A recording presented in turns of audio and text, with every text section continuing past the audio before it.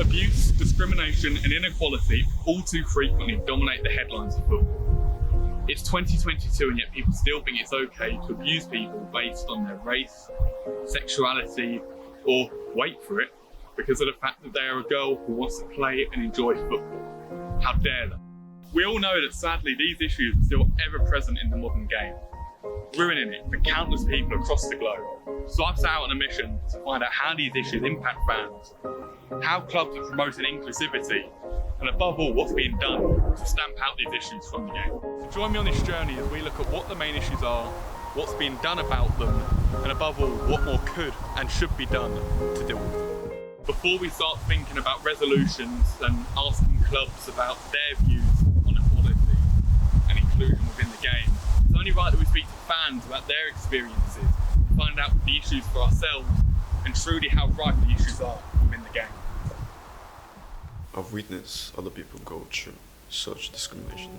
Witnessing discrimination in general will make you feel bad because you could be in that person's shoes, you could be the one being discriminated against. It's not a good feeling, it's a bad feeling. I watched the Euro finals, and then after the events that transpired and we ended up losing the game, a lot of fans, especially in the older demographic, took it in a racial direction and decided to send like hate comments and threats. In the Premier League it's more common, but it can happen in like lower tiers of local football, like Dartford and Maidstone have had a few clashes of racism.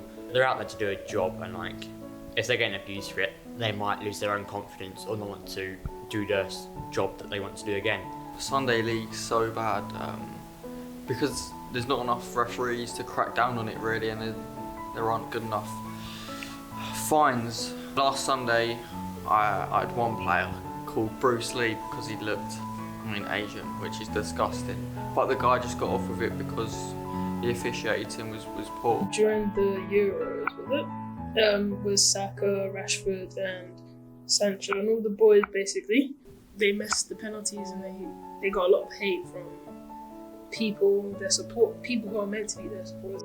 I'm black also, so it just made me realise that yeah, we can say that things have changed from before, but we really have like a long way to go. Like people, I feel like a lot of people don't see black people as human. As much as we say, yeah, we're equal to them, yeah, we're like them, people perceive black people as different. They don't see us as an equal. They treat us differently when we don't give them what we want. Clearly these issues are ever present in football and have a big impact on people's lives. And it should go without saying that discrimination has no place in the modern game. So what are clubs doing to solve these issues? With the programmes that we run, we've diversified who we work with, in terms of age groups, all demographics of the community hub and the COVID response work has broadened that even further. Arsenal have always not necessarily led the way because all the clubs do a good job, but Arsenal have certainly maybe been known, it seems to me on the outside, for doing a lot of work around equality, anti-racism. I'll give you a very good example there. We've got Arsenal women playing in the stadium tonight. Arsenal women started as an actual community programme in the 80s with Arsenal in the community. Not to say it's important, just it's part of what we do. We've always, the club have always put a lot of importance on equalities, and we were the first club, for example, to achieve the advanced level of the Premier League equality standards, so that's something we're very proud of. We want people to be involved with the club, and if there's any barriers, be that match day, be that non-match day, we want to remove those barriers. We want Arsenal to be a place for the community on non-match day as well. Sutton Dynamo FC are a youth team based in Dartford, Kent. They have teams ranging from under-7s to under-21s. Over the last few years, they've welcomed their first girls team, the under-9s.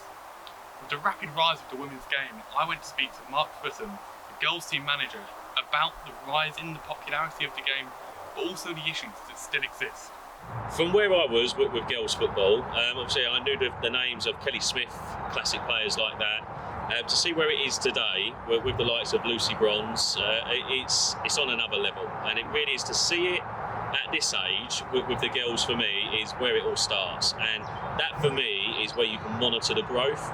You can look at where 5 years ago, how many girls teams there were around. There was hardly any, and it's like in the Kent division alone, for this age group, we're talking under 9s, we've got 26 teams. the higher you go, the more age groups we got. Now they go all the way up to the under 16s before they find their talent pathways. But to see where we are, tiny little village, we had 0 girl teams, and now we've got a team consisting of 14 players, registered players with the league, as well as a Wildcats program, which at the moment has 40 girls in it. So we're looking to increase that as well. So that for me tells you the growth, and I plan on world domination. When you look at the world, where we were 10 years ago as a society, it still bugs me in 2022 that girls and females are viewed upon that they shouldn't be doing certain things. So for me, it's not just about sport. Even just as a father of a daughter, it's about showing these girls that there shouldn't be any barriers in society at all. And football is, for me, is one of the biggest communicators. You look at the Black Lives Matter movement. You could argue before football came along, not many people were aware of what was going on, and then you could argue with all sorts. Football for me has a key role to play in society. I think showing these girls that there are no barriers, this is where you'll see the growth. So you'll see, hopefully in 10, 15 years time, you'll see more women in the boardroom. You'll see more women taking on the top jobs that men currently dominate.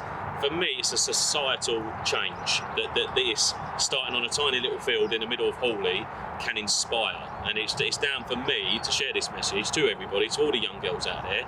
You can do whatever you want to do. Do not let a boy tell you can't. You've already seen changes slightly with the way the media, and the media have a big part to do with this as well. It's all about putting it under the microscope. And then you, for example, I'll compare it to the men's game. When you look at the men's game at the highest level, you've got players 300, 400, 500,000 pounds a week.